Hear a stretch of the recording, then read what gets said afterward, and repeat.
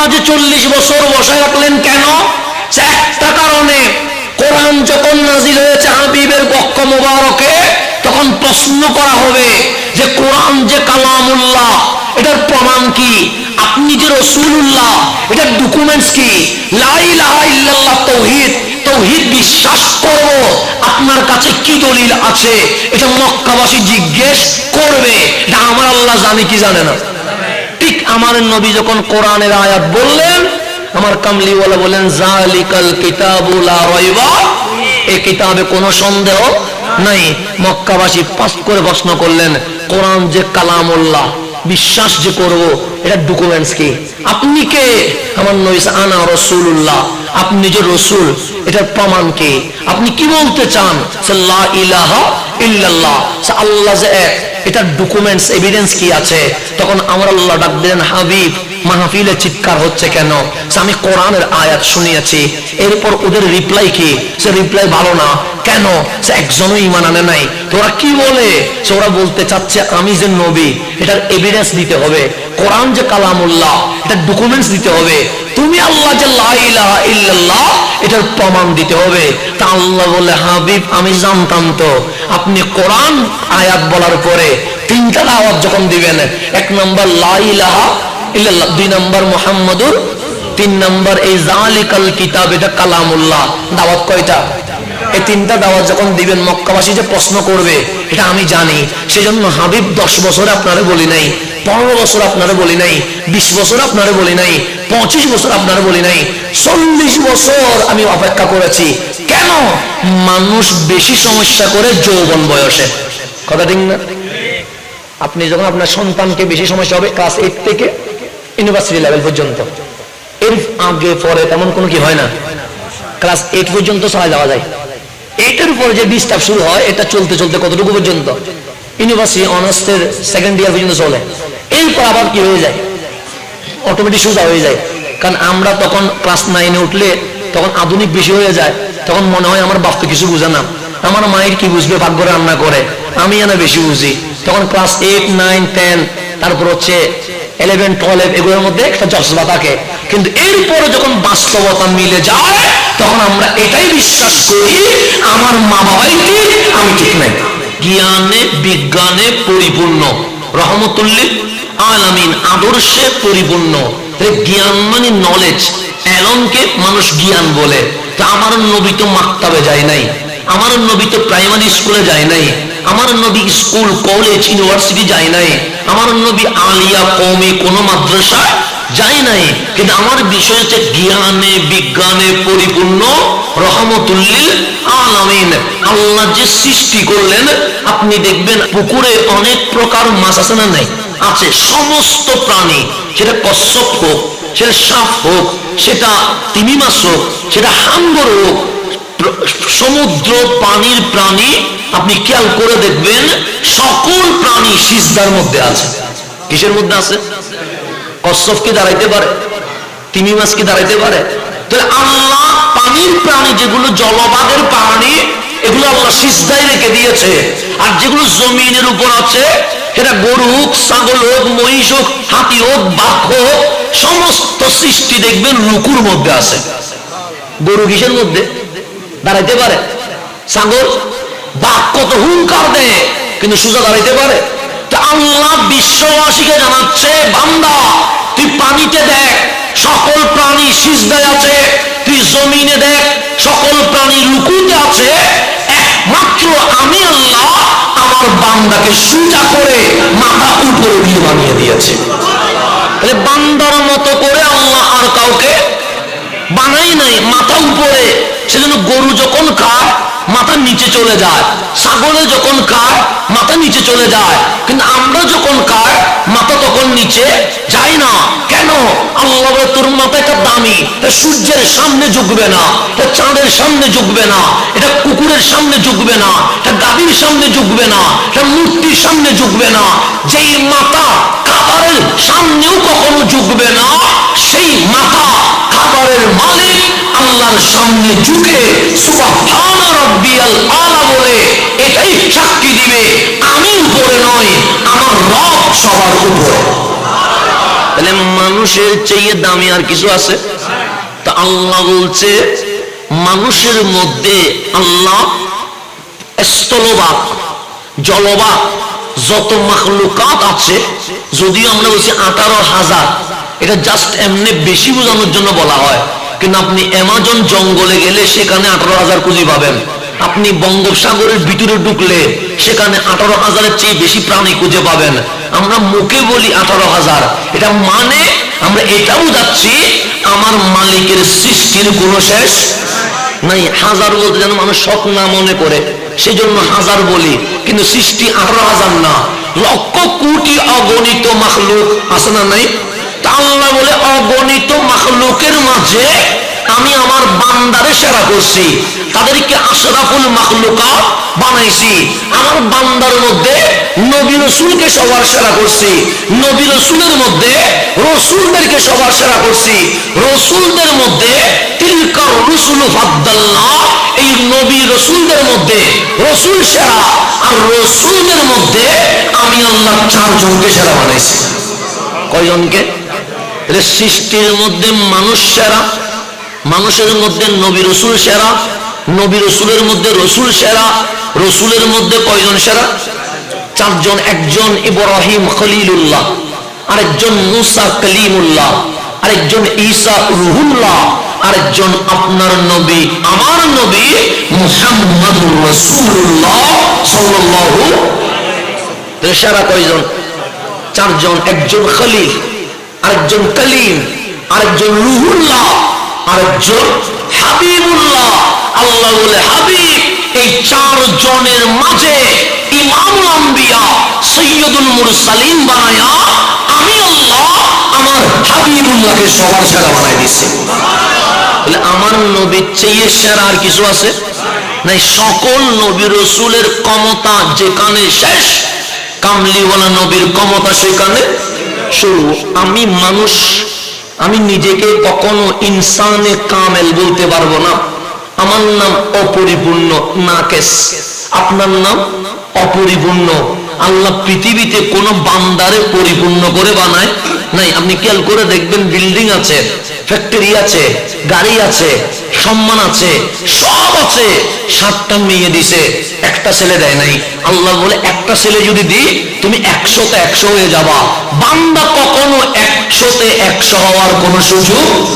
আল্লাহ বলে একটা আটকায় রাখবো, যেন বান্দা নিজের খুদাদারমি না করে, বান্দা যেন ওই একটা অভাবের কারণে মাওলার কদমে সিজদাই করে থাকে। সেজন্য মানতে হবে। মানুষের জীবনে সমস্যা আসবে কি আসবে না? আসবে, মানতে হবে। আপনার রোগ আসবে, আপনার বিপদ আসবে, আপনার টেনশন আসবে, আপনার সমস্যা আসবে, মরণ পর্যন্ত মালিক বলে তোমার জন্মের পর থেকে মরণ পর্যন্ত সমস্যা আসতে থাকবে। কারণ সমস্যা যদি না আসে তুমি নিজের বান্দা বলবা না, খোদা দাবি করবা। সেজন্য ফেরাউন যখন বলেছে আনা রব্বুকুমুল আ'লা, তো প্রজারা বলছে ফেরাউন নিজেকে রব কেন বলছেন? আমরাও তো মানুষ, আপনিও তো মানুষ, আমরাও খাই, আপনিও খান, কিন্তু আপনি নিজের রব বলেন কেন? আমার জীবনে সর্দি গায়ের জ্বর পর্যন্ত হয় নাই, তো আমি রব না হইয়া কি হব? আল্লাহ বলে পরিপূর্ণ বানাইলে আল্লাহ দাবি করতে বসে থাকে। সেই জন্য আমি কিয়ামত পর্যন্ত বান্দারে অপরিপূর্ণ রাখবো। সেজন্য আমি যখন জন্ম হয়েছি নিজে চলতে পারি না, আমার মা বাবা আমাকে চালাইছে। আপনি আমি বড় হইলাম, শিক্ষক আমারে শিখাইছে। আপনি আমি বড় হইলাম, বসের আন্ডারে চাকরি করা লাগতেছে। আমি বুড়া হয়ে গেলাম, আমার সন্তান আমাকে লালন পালন করতে হচ্ছে। কেন? আল্লাহ বলে কোন ব্যক্তি একলা চলতে পারে না, কারো না কারো সাহায্য লাগবে। এটার মাধ্যমে প্রমাণ হয়ে গেছে মানুষ কখনো পরিপূর্ণ হইতে। আর এই মানুষ অপরিপূর্ণ মানুষের মাঝে যিনি ইনসানে কামেল, পরিপূর্ণ করে আল্লাহ যাকে পাঠাইছে ওনার নাম রহমতুল্লিল। উনি হচ্ছে কমপ্লিট, উনি হচ্ছেন ইনসানে কামেল, উনি হচ্ছেন পরিপূর্ণ। আল্লাহ বলে হাবিব সমস্ত মাখলুকাতের মাঝে আনকমপ্লিট রেখে দিয়েছি, কিন্তু আপনি নবী এমন কমপ্লিট, আমাদের বলছেন আদর্শে, জ্ঞানে, বিজ্ঞানে পরিপূর্ণ রহমতুল্লিল আলামিন বাবা আদম আসলেন, ওনার ধর্মের নাম ইসলাম। শীষ আলাইহিস সালাম আসলেন, ওনার ধর্মের নাম ইসলাম। নূহ আলাইহিস সালাম আসলেন, ওনার ধর্মের নাম ইসলাম। ইব্রাহিম আলাইহিস সালাম আসলেন, ওনার ধর্মের নাম ইসলাম। ইসমাইল আলাইহিস সালাম আসলেন, ওনার ধর্মের নাম ইসলাম। ইয়াকুব আলাইহিস সালাম আসলেন, ওনার ধর্মের নাম ইসলাম। ইউসুফ আলাইহিস সালাম আসলেন, ওনার ধর্মের নাম ইসলাম। দাউদ আলাইহিস সালাম হয়ে ঈসা রুহুল্লাহ, সকল নবী রাসূলের ধর্ম একটাই, এটার নাম ইন্নাদ-দীনা ইনদাল্লাহিল ইসলাম। সবাই ইসলাম নিয়ে আসছে। তো আমার নবী কি নতুন কোন ধর্ম নিয়ে আসছে? আমার নবীর ধর্মের নাম কি? তো আগের নবী রাসূল ইসলাম, আমার নবী ইসলাম, পার্থক্য কি? কামলিওয়ালা বললেন, আমি একটা উদাহরণ দিয়ে তোমাদেরকে বোঝাই। পৃথিবীর জমিনে একটা সুন্দর বাংলো হয়েছে, যেমন আপনারা তাজমহল বললে সুন্দর বলবেন না অসুন্দর বলবেন? সুন্দর। তাজমহল নিয়ে কত কবিতা, তাজমহল নিয়ে কত গদ্য, তাজমহল নিয়ে কত পদ্য, এরকম কত সাহিত্য লেখা হয়েছে। আমার নবীজি যখন মাহফিল করছে, কামলিওয়ালার মাহফিল প্রথমগুলো একজন ছাড়া কেউ নেই। কয়জন? রসুলের প্রথম মাহফিল একজন, ওনার নাম আম্মা জান খাদিজাতুল কুবরা। কয়জন? আমার নবী মাহফিল করছে কয়জন রে? দ্বিতীয় মাহফিল তাও একজন, যিনি বসছে ওনার নাম সিদ্দিকে আকবর। তো রসুলের মাহফিলে কি লক্ষ মানুষ ছিল? না, লক্ষ মানুষের 2-3টা তো হয়েছে, বিদায় হজ্জ হয়েছে, তারপর আরেকটা তো হয়েছে। এরকম আর বেশি মাহফিলে লক্ষ মানুষ নিয়ে আমার নবী বসে নাই। আমার নবী 10-20 এবং রসুলে পাক 6 বছর দাওয়াত দেওয়ার পরে মাত্র 39 জন। আল্লাহর দরবারে দোয়া করলেন, মালিক উমরকে আমার সাহাবী বানানো যায় না। আল্লাহ বলে, কি বলেন? আপনি বললে ওমর আপনার কদমে চলে আসবে। এসে গেছে। এই 40 জন নিয়ে কামলিওয়ালা খানায়ে কাবার সামনে কালিমার পতাকা তুলে দিয়েছে। লক্ষ মানুষ লাগছে? কয়জন লাগছে? যে 40 জন নিয়ে নজরুল থেকে বেরিয়ে গেছে। 40 জন। অল্প মানুষ দিয়েই বিজয় হয়, কোটি মানুষের দরকার নাই। বদরে গেছে, তখন আমার নবী দাওয়াত দিতে দিতে 14 বছর পরে 15 বছর চলে গেছে। কয় বছর? আপনি বছরে একবার মাহফিল করতেছেন, 15 বছরে আমার নবী কোনোদিন শান্তি মতো ঘুমাইছে? না, ঘুমায় নাই। বদরের প্রান্তে গণে দেখে 313 জন। কয়জন? কয় বছরে? প্রায় 15 বছর কি হয়ে গেছে, পার হয়ে গেছে। রাত দিন দাওয়াত দিয়েছে। 313 সাহাবায়ে কেরামের চোখ দিয়ে পানি বেরোচ্ছে।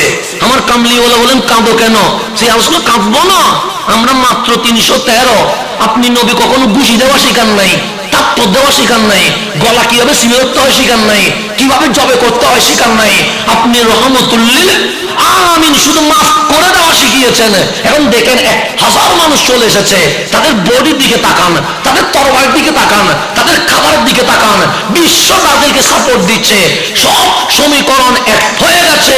ওয়ার্ল্ড নিউজ বলছে মুসলমান হেরে যাবে। তা আল্লাহ ডাক দিয়ে বলছে, হাবিব কি নিয়ে আলোচনা হচ্ছে? যে সমীকরণ, কিসের সমীকরণ?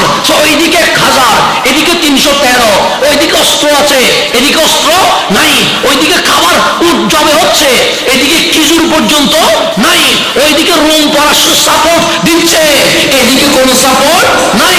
তো সমীকরণ কি বলতেছে? যে মুসলমান হেরে যাবে, মুশরিক জিতে যাবে। আল্লাহ বলে, লা তাহিনু ওয়ালা তাহজানু, কোনো টেনশন করবো না মুসলমান, পেরেশান হবো না। ওয়া আনতুমুল আ'লাউন, আমি আল্লাহর ঘোষণা হচ্ছে মুসলমান জিতে যাবে। ঘোষণা কার? আল্লাহ কি মিথ্যা বলতে পারে? ওয়া আনতুমুল আ'লাউন, তোমরাই জিতবে। সাহাবায়ে কেরাম অবাক হয়ে গেছে, কি বলতেছে আল্লাহ এগুলা? আমাদের তরবারি নাই, ট্রেনিং নাই, খাবার নাই, যুদ্ধ কিভাবে করতে হয় কিছুই জানি না। আর আল্লাহ বলতেছে ওয়া আনতুমুল আ'লাউন, তোমরাই জিতবে। সাহাবায়ে কেরাম দুই হাত তুলে গেছে, মালিক কেমনে জিতবো? অস্ত্র তো নাই, ট্রেনিং তো নাই, খাবার তো নাই, সাপোর্ট তো নাই। আল্লাহ বলে, বুকে হাত দাও না। সাহাবায়ে কেরাম বুকে হাত দিলেন। আল্লাহ বলে, ইন কুনতুম মুমিনিন, বুকে যদি ঈমান থাকে অস্ত্র লাগবে না, খোদাই সাহায্যে মুসলমান জিতে যাবে। শুধু একটা জিনিস লাগবে, এটার নাম কি? ঈমান। আজকে মুসলমানের ঈমান নাই। আজকে মুসলমানের কি নেই? যে না, আর সব আছে। অস্ত্র দরকার নেই মুসলমানের, কেবল অস্ত্র লাগবে। কে বলে কখন অস্ত্র লাগবে? কিচ্ছু লাগবে না, শুধু কি লাগবে? ঈমান লাগবে। আল্লাহ বলে তুমি এখনো আলাম তারার উপর ঈমান আনো না কেন? আলাম তার কাইফা ফাআলা রব্বুকা বিআসহাবিল ফিল। এই যে আসহাবে ফিল যারা আছে তাদের সাথে যে যুদ্ধ হচ্ছে, এখানে কোন মানুষ আসহাবে ফিলের বিপরীতে দাঁড়াইছে? বাদশাহ আবরাহের বিরুদ্ধে দাঁড়াইছে? বরঞ্চ হযরতে আব্দুল মুত্তালিব যিনি রাসূলের আপন দাদা, উনি বাদশাহ আবরাহার কাছে এসে বলতেছে, আবরাহা আমার 200 ওট কিডন্যাপ করা হয়েছে, ছিনতাই করা হয়েছে, ওট দিয়ে দাও। বাদশাহ আবরাহা বলে তোমার দেখে তো আমার ভয় লেগে গেছিল। বাদশাহ আবরাহা কাউরে ভয় পাই না, ও সিংহাসনে বসে, আর মানুষ সব কোথায় বসে? নিচে বসে। ওর ডানে বামে বসার কোনো সুযোগ নাই। কিন্তু হযরতে আব্দুল মুত্তালিব যখন আসতেছে, আব্দুল মুত্তালিবের চেহারায় একটা এমন ব্যক্তিত্ব ছিল, বাদশাহ আবরাহা আব্দুল মুত্তালিবকে দেখে বসা থেকে দাঁড়িয়ে গেছে। কিছু মানুষের চেহারার মধ্যে কি থাকে? একটা ব্যক্তিত্ব থাকে, রূপ থাকে, দেখলে কি হয়ে যায়? তত্তর করে কাঁপানি শুরু হয়ে যায়। যে আবরাহা কাউকে ভয় পায় নাই, সে আবরাহা আব্দুল মুত্তালিবকে দেখে সিংহাসন থেকে কি হয়ে গেছে? দাঁড়িয়ে গেছে ভয়ে। যে ডানে বামে কাউরে বসতে দেয় না, উনি আব্দুল মুত্তালিবকে হাত ধরে নিজের সিংহাসনে পাশে বসিয়ে দিয়েছে। আব্দুল মুত্তালিবকে দেখে ভয় শুরু হয়ে গেছে। তা আব্দুল মুত্তালিবকে বসে কি জন্য আসছেন? তখন বলছেন, আবরাহা তোমার সৈন্যবাহিনী 60,000 সৈন্য নিয়ে ঢুকছে। কয় হাজার? ওদের এমন ভাবে মক্কায় ঢুকছে সিরিয়া থেকে, ওদের আক্রমণের আবির্ভাব দেখে মক্কাবাসী ঘরবাড়ি ছেড়ে পাহাড়ে চলে গেছে। কোথায় চলে গেছে? পাহাড়ে চলে গেছে। আসহাবে ফিল মানে এখন বর্তমান ক্ষেপণাস্ত্র যাদের আছে, এইরকম অবস্থা তাদের। যখন ঢুকেছে মক্কার জমিন কেঁপে উঠেছে, মক্কার মানুষ ঘর থেকে পালায়া কোথায় উঠে গেছে? পাহাড়ে। সবাই বললেন যুদ্ধ করবো না আবরাহা, যেমন ইচ্ছা তেমন করো। আব্দুল মুত্তালিবকে বসাইলেন, আপনি কেন আসছেন? তো তোমার বাহিনী আমার 200 ওট ছিনতাই করছে, আমাকে এগুলো ফেরত দাও। তখন আবরাহা বললেন, আমি তো তোমারে দেখে ভয় পাই গেছিলাম, মনে করলাম তুমি বলবা যুদ্ধ করব। তুমি তো যুদ্ধ করতে আসো নাই, তোমার ওট ফেরত নিতে আসা, কাবা বাঁচানোর জন্য যুদ্ধ করবো না। তখন আব্দুল মুত্তালিব বলে, ওটের মালিক আমি, সেজন্য আমার ওট আমারে দিয়ে দাও। আর যেটা কাবা আছে এটার মালিক আমি না, এটার মালিক আল্লাহ। সে যেটার মালিক সেটাই রক্ষা করবে, আমি গরুর মালিক, সেজন্য গরু নিয়ে যাব। আর যিনি কাবার মালিক তিনি কাবা রক্ষা করবে। উনি এই আব্দুল মুত্তালিব এটা বলে আমার ওট দিয়ে দাও। বাদশাহ আবরাহা বললেন, ওর ওট কি করে দাও? দিয়ে দাও। মক্কাবাসীর যেগুলো চিন্তা করছে সব ফেরত দাও, ওকে দিয়ে দিলেন। বসে যুদ্ধ করবো না, যুদ্ধ করবো না, পাহাড়ে চলে যাবো।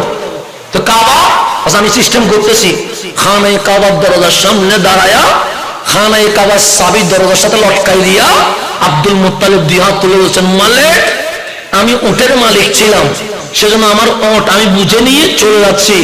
এই কাবার মালিক আমি না, কাবার পাহারাদার ছিলাম। কাবার মালিক কে? তুমি। এখন তোমার ঘর, তুমি কি করবে তুমি জানো। বলে চাবি রেখে হযরতে আব্দুল মুত্তালিব কি হয়ে গেছে? চলে গেছে। মক্কাবাসীরা বললেন, ইয়া করার দরকার নাই, চলে যাও, ওদের সাথে আমরা পারবো না। আল্লাহ বলে, এতটুকু আমার ঘর আব্দুল মুত্তালিব আমাকে বুঝিয়ে দিয়েছে, এতটুকু। এরপর আমি কি করেছি? আল্লাহ বলেন, আমি যাকে যাকে কি বেড়াচ্ছি, তয়রান আবাবিল, আমি ছোট ছোট পাখি বানাইছি। কেমন পাখি? টুটে, 2 পায়ে 2টা পাথর, টুটে একটা পাথর। পাথর কয়টা হয়েছে? 3টা পাথর।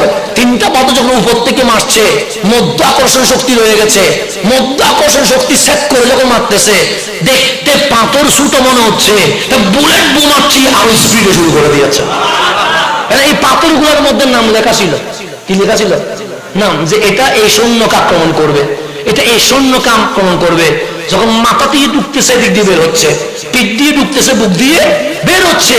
আল্লাহ বলে, ওই যে গরু যে খায়, খাওয়ার সময় কিছু জিনিস যে চিবানোর উপর মাটিতে পড়ে যায়, আবাবিল পাখি এমন মারছে, ওই বক্ষিত খাবারের মতো তার মাটিতে পড়ে গেছে। তাহলে আল্লাহ যদি সাহায্য করে আর কিছু লাগবে? আল্লাহ বলে, আমি তো ফাঁকি দিয়ে শেষ করে দিতে পারবো, আমি তো তুফান দিয়ে কি করে দিতে পারবো? শেষ করে দিতে পারবো। আমি তো বাতাস দিয়ে শেষ করে দিতে পারবো, আমি তো পানি দিয়ে শেষ করে দিতে পারবো। তা আমাদের একটা জিনিস লাগবে, এটার নাম কি? ঈমান। বাদ দিলে হাজারো ক্ষেপণাস্ত্র আনলেও মুসলমান জিততে, আর ঈমান নিয়ে মাঠে নামলে হাতে কিছু না থাকলেও আল্লাহ আল্লাহ বলবে মাঠে নামার দায়িত্ব তোমার, জিতানোর দায়িত্ব আমি আল্লাহ। এই ঈমান আমার নাই বলে আজকে আমরা ফিলিস্তিনে মার খাচ্ছি, ইয়ামানে মার খাচ্ছি, সিরিয়ায় মার খাচ্ছি, সব জায়গায় মার খাচ্ছি। কারণ কি? ঈমান নাই। উপরে এমনি সূরত আছে, সিরাত নাই। উপরে নামাজ আছে, ভিতরে ঈমান নাই। এখানে মসজিদ আছে না নাই? আচ্ছা, আপনাদের রওজানের মসজিদ আগে যতটুকু ছিল এখন মসজিদ বাড়ছে না কমছে? বাড়ছে। বড় হয়েছে না ছোট হয়েছে? সুন্দর হয়েছে না অসুন্দর হয়েছে? সুন্দর হয়েছে। রওজানের মানুষটা বেশিরভাগ প্রবাসী, কবি কি করে বাইরে থেকে সাপোর্ট করে। এখন মসজিদও বড় হচ্ছে, সুন্দর হচ্ছে। আগে ছিল খেজুর গাছের ডালের মসজিদ, সেখানেও আজান একামত নামাজ হইতো। এখন তো এসিও আছে, লাইটও আছে, ফ্যানও আছে। মসজিদের চেয়ে ঠান্ডা পরিবেশ আমার মনে হয় অন্য কোথাও নাই। কথা নেই না? আপনার বড়ও নাই। কথা নেই না? এখন সব মসজিদে কি হয়ে গেছে? এসি হয়ে গেছে। জুমার সময়ে মুসল্লি কম না বেশি? বেশি। মুসল্লি বেশি। তো মুসল্লি বেশি মানে কত বেশি? আমাদের মসজিদ থেকে বাইরে হইয়া উঠানো হয়ে যায়, হয় না? হয়। তাহলে মুসল্লিও বাড়ছে, মসজিদের সৌন্দর্য বাড়ছে। আমার কামলিওয়ালা বললেন ইয়াতি জামানুন, সময় আসবে, ইয়াজতামিউনান নাস, সব মানুষ একত্রিত হবে, ওয়া ইউসাল্লুনা ফিল মাসাজিদ, সবাই নামাজ পড়বে কোথায়? মসজিদে। তাহলে মসজিদে মুসল্লি কম হবে না বেশি হবে? বেশি হবে। ইয়াজতামিউনা, জমা হবে। সিনেমা হলের জন্য না, নাটকের জন্য না, জানার জন্য না, কি করার জন্য? নামাজ পড়ার জন্য। এখন নামাজ পড়া ভালো না খারাপ? ভালো। তো যে নামাজ পড়ে সে মুমিন না বেঈমান? মুমিন। মুমিন না হলে তো সে নামাজ আসবে না, সে আল্লাহু আকবার বলবে না। কিন্তু কামলিওয়ালা বলছেন জামানা আসবে, মুসল্লি বেশি হবে। আমি নবীর নবুয়তের জবানে বলে গেলাম লাইসা ফিহি মুমিন, তাদের মাঝে একজন মুমিন পাওয়া যাবে না। তাহলে দাড়ি, টুপি, জুব্বা, পাগড়ি, কেল্লা সব থাকবে, কিন্তু ভিতরে কি নাই? ঈমান নাই। আমার মতো বেঈমানে যদি চিল্লায়, জীবনে কোনোদিন মুসলমানের কোনো ভাগ্য পরিবর্তন হবে? ইসলামের বিজয় আসবে? আসবে না। সেজন্য আমরা এখন যে সবকটা দিতে হবে, এই সবকের নাম কি? ঈমান। ঈমান। ঈমান ঠিক থাকলে নামাজ মেরাজ হবে। ঈমান ঠিক থাকলে রোজা আল্লাহর সাথে দিদারের ব্যবস্থা হবে। ঈমান ঠিক থাকলে কোরআন পড়বেন, যেন মনে হবে আল্লাহ আপনার সাথে ডাইরেক্ট কথা বলা শুরু করে দিয়েছে। কিন্তু এখন ঈমান নাই বলে কোরআন 2 লাইন পড়লে মন বলছে কোরআন বন্ধ কর, বন্ধ কর, পড়তে মন চাচ্ছে না। এরকম হয় কি হয় না? হয়। মসজিদে আসি, এই খতিব সাহেবের কেরাত লম্বা করলে মাথা কি হয়ে যায়? গরম হয়ে যায়। এমনি আড্ডা মারতেছি, কোনো সমস্যা নাই। চায়ের দোকানে 2 ঘন্টা কথা বলতেছি, কোনো বিরক্ত লাগে নাই। রাস্তার মধ্যে এমনি দাঁড়ায় আছি, কোনো সমস্যা হয় নাই। খতিবে যদি একটু লম্বা কেরাত শুরু করে, মাথা কি হয়ে যায়? গরম হয়ে যায়। খতিবরা আগে কানে কানে বলে দিই একটু শর্ট করতে হবে। কি করতে হবে?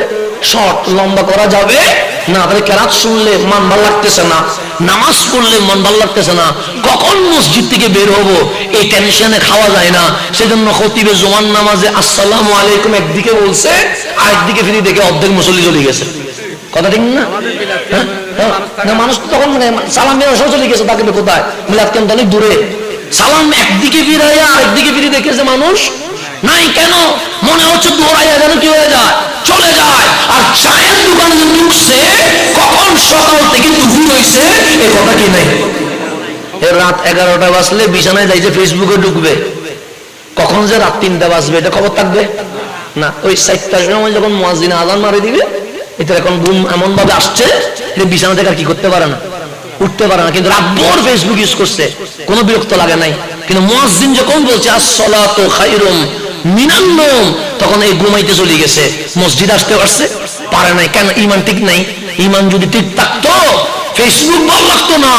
ঈমান ঠিক থাকলে নামাজটা মেরাজ মনে হইতো। এখন তো নামাজ মেরাজ করতে কে?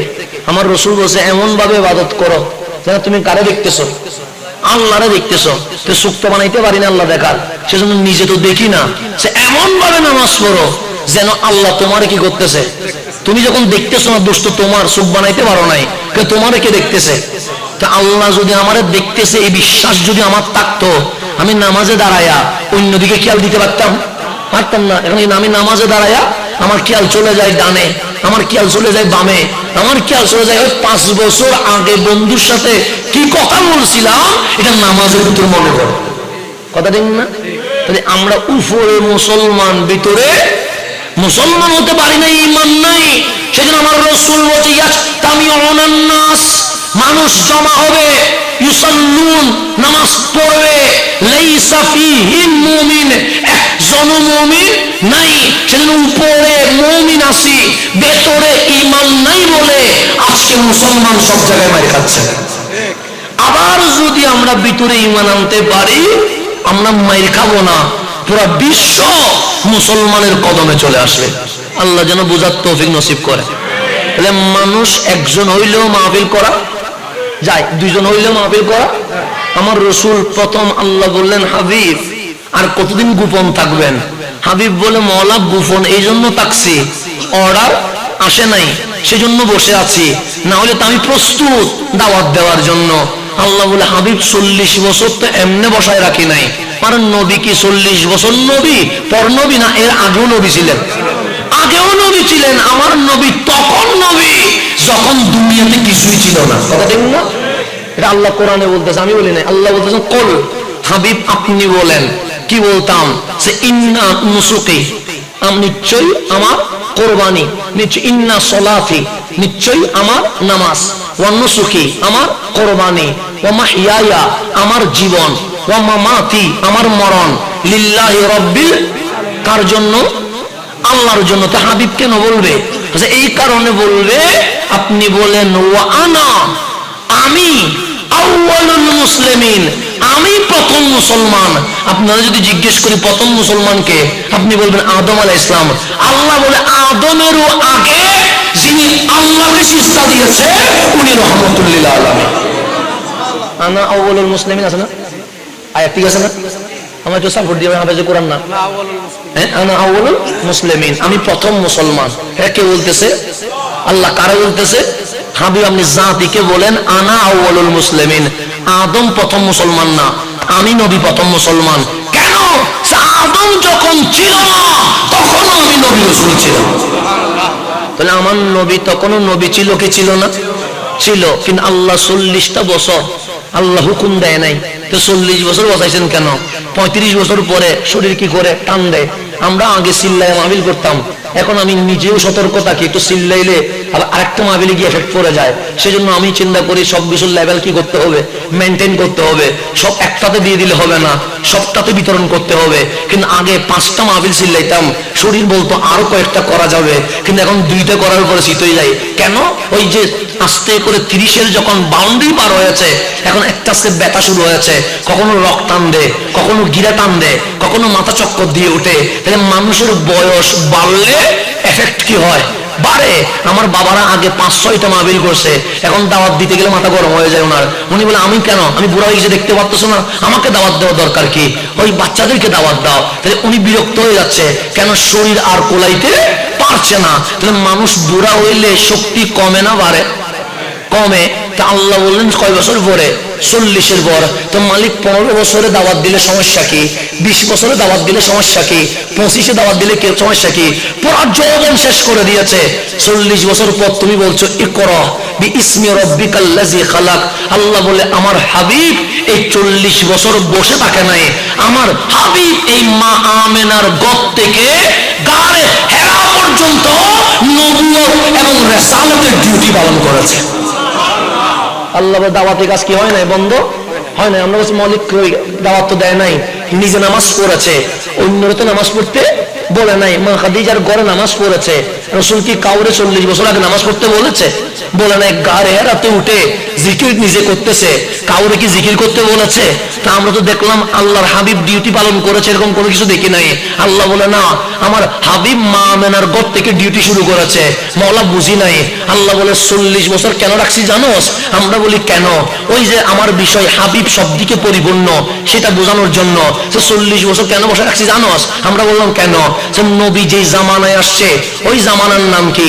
আমি বললাম জাহেলিয়ত, মূর্খতার জামানা, জুলুমাত, অন্ধকারের জামানা। পাপের জমানা। এখন যেভাবে মানুষ পানি পান করে তখন সেভাবে মানুষ মদ পান করে। এখন মানুষ খোলা মাঠে জানা করে না, তখন মানুষ ওপেন বাজারে জানা করে। এখন মানুষ কাবার সামনে উলঙ্গ হয় না, তখন কাবার সামনে নারী পুরুষ কি হয়ে যায়? উলঙ্গ হয়ে যায়। এইরকম বর্বরতার জমানায় যিনি আসছেন উনি রহমতুল্লিল আলামিন। আপনি আমার বিরোধিতা করেন, হাজার ভুল পেয়ে যাবেন। আমার মাহফিলে ভুল, আমার বক্তব্যে ভুল, আমার কথাই ভুল, আমার আচরণে ভুল, আমার ওঠা বসাই ভুল। মানুষ হিসেবে আমার ভুল আছে না নাই? আছে। সেই জন্য আমার সাথে, আমি যার সাথে আমার দ্বিমত পোষণ হয়, আমি বলি ভাই বাঁশও দরকার নাই, লাঠিও দরকার নাই, লোহাও দরকার নাই, পাথরও দরকার নাই। মানুষ তুমিও আমিও যদি কোনো বিষয়ে ভুল বুঝাবুঝি হয়, আসেন বসি, দলিল যেটা বলবে আমরা সেদিকে চলে যাব। আর কোন ঝামেলা আছে? লাঠি নিয়ে নামার দরকার আছে, লোহা নিয়ে নামার দরকার আছে, পাথর নিয়ে নামার দরকার আছে না। আপনার বুঝে না আসলে আপনি আসেন, আমরা দুইজনে বসি, কোরআন সুন্নাহ খুলি, দলিল যেদিকে যাবে আমরা সেদিকে দৌড় দিব। কথা ঠিক আছে না? কারণ কোরআন তো আর আমার কথা চলবে না, হাদিস তো আমার বাবার কথা চলবে না। কোরআন সুন্নাহ যেটা বলবে অবশ্যই আমরা সেটা মানতে বাধ্য আছি। কথা ঠিক কিনা? এখন আসেন গভীর মনোযোগ, আমি যেদিকে যাচ্ছি সেদিকে চলে যায়। তাহলে আমার যেরকম বিপক্ষে কিছু মানুষ আছে, একজন মানুষ সে কি সবাই পছন্দ করবে? করবে না, এটা অস্বাভাবিক বিষয়। আমি যদি এটা কামনা করি না সবাই আমাকে ভালো বলতে হবে, তাহলে আমি মানুষ না, আমি শয়তান হয়ে যাব। আল্লাহ বলে সবাই একজনকে কখনো ভালো বলতে পারে না। কেউ আমার গালি দিবে, স্বাভাবিক বিষয়। কেউ আমার জন্য দোয়া করবে, কেউ আমার অমঙ্গল কামনা করবে, আর কেউ আমার উন্নতি কামনা করবে। কথা ঠিক না? ফেসবুকে কি সবাই আমার সালাম দিবে? না কেউ বন্ডে বলবে তো সমস্যা কি? কি বেদাতি বলবে তো সমস্যা নাই, তো বলুক না, আমার তো এতে কোনো সমস্যা নাই। কারণ একজন মানুষের বিপক্ষে কিছু মানুষ থাকবে, পক্ষেও কিছু মানুষ থাকবে। সবাই বিপক্ষে যাবে না, আবার সবাই পক্ষেও। তো যিনি আমাকে অপছন্দ করে উনি একটা কাজ করেন। কি কাজ? উনি আমার কি কি ভুল আছে এটা কি করেন দেখেন। এই মাহফিল ওনার ভুল কি, এই বক্তব্য ওনার ভুল কি, এই শব্দ ওনার ভুল কি। উনি যখন আমার ভুল চর্চা করেন, উনি আমার অসংখ্য ভুল খুঁজি পাবেন তো, স্বাভাবিক। আমি মানুষ না? আপনি যখন আমার ভুল খুঁজবেন, আমার আশা থেকে যাওয়া পর্যন্ত 50টা ভুল পাবেন। স্বাভাবিক, মানুষ তো, আমার ভুল হইতে পারে কি পারে না? তা আমার নবীর বিরুদ্ধেও অনেক মানুষ ছিল কি ছিল না? ছিল। তারা কি সাধারণ না? কঠিন মানুষ। আবু জাহেল, আবু লাহাব, উতবা, শাইবা, উমাইয়া। আমার নবী বলে মুসার বিপক্ষে ফেরাউন ছিল কয়টা? একটা। আর আমার বিপক্ষে আবু জাহেল, আবু লাহাব, উতবা, শাইবা, উমাইয়া, এগুলো এক একজন মুসার ফেরাউনের চেয়ে বড় ফেরাউন। ওই ফেরাউনের চেয়েও এগুলো বড় ফেরাউন। কোনটা? আবু জাহেল, আবু লাহাব নবীর বিপক্ষে লাগিয়ে গেছে। এখন বলেন, আমার ব্যাপার বলতে পারবে হাসান এই জায়গায় ভুল করছে, হাসান এই কথা ভুল বলছে, হাসান এই কাজ ভুল করছে। এরকম হাজার ভুল খুঁজি পাবে। আমার নবীর বিপক্ষে মানুষ কম ছিল না বেশি ছিল? বেশি ছিল। পুরো মক্কা আমার নবীর বিপক্ষে। একজনও আমার নবীর বিপক্ষের মানুষ আমার নবীর একটা ভুল বের করতে পারছে? পারছে? দেখান। আমার বিপক্ষের মানুষ হাজার ভুল খুঁজি পাবে। আওয়াজটা করে দেন, ক্লিয়ার করে দেন, জনজনটা বন্ধ করে দেন। তাহলে এখন আসেন গভীর মনোযোগ। তাহলে আমার বিপক্ষের মানুষ হাজার ভুল পাবে, এটা কোনো সমস্যা না। আমার ভুলগুলো যদি আমাকে দৌড়িয়ে দেয়, আমার দায়িত্ব সংশোধন হয়ে নেওয়া। কথা ঠিক না? আমার ভুল হইলে আপনি বলবেন যে এটা ভুল হয়েছে, আমার দায়িত্ব কি? আপনাদের গাদ্দারি করা, মারতে ওঠা না। মানুষ হিসেবে আমাকে কি করা? সংশোধন করে নেওয়া, এটা আমার দায়িত্ব। কিন্তু আমার নবীর বিপক্ষে হাজারো মানুষ ছিল, আমার নবীর বিপক্ষে একটা শব্দ বলতে পারছে? বরং আমার নবীর বিপক্ষের মানুষকে যখন জিজ্ঞেস করা হয়েছে, যার বিরোধিতা করতেছো উনি মানুষ কেমন? আল আমিন, আস-সাদিক। যদি বাপরে বিশ্বাস করা না যায়, বউরে বিশ্বাস করা না যায়, যার বিশ্বাস করা যায় উনি রহমতুল লিল আলামিন। শত্রু বলতেছে যে ওনারে কি করা যায়? উনি মিথ্যা বলে না, উনি আমানত খেয়ানত করে।